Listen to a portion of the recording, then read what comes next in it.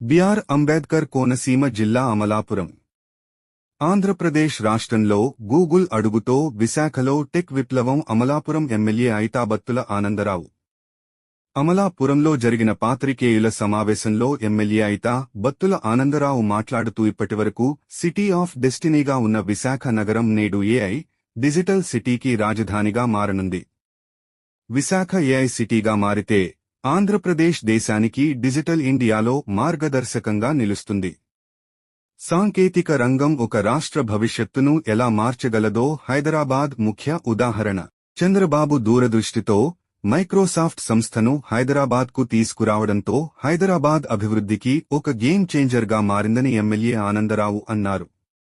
విశాఖపట్నాన్ని కేంద్రంగా మన గౌరవ ముఖ్యమంత్రి నారా చంద్రబాబు నాయుడు గారు, ఐటీ శాఖ మంత్రి నారా లోకేష్ గారి యొక్క కృషితో ఇంతవరకు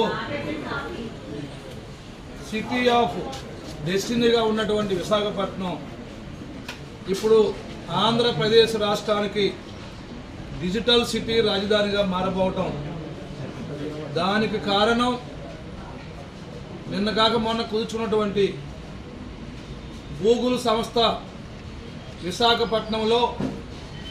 87,500 కోట్ల పెట్టుబడితో సౌత్ ఆసియాలోనే అతిపెద్ద డేటా సెంటర్ని నెలకొల్పడానికి ఆంధ్రప్రదేశ్కి పెట్టుబడితో రావటం అంటే ఇది మామూలు విషయం కాదు.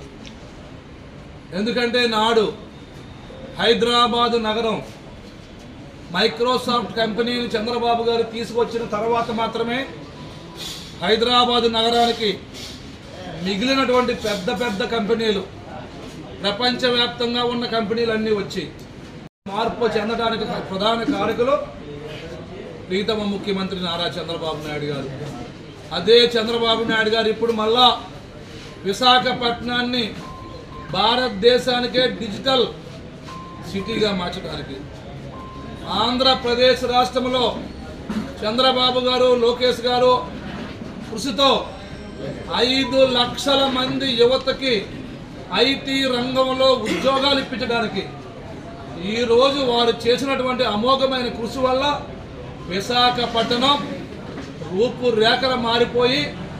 ఆంధ్రప్రదేశ్లో ఉన్న లక్షలాది మంది నిరుద్యోగ యువతకి,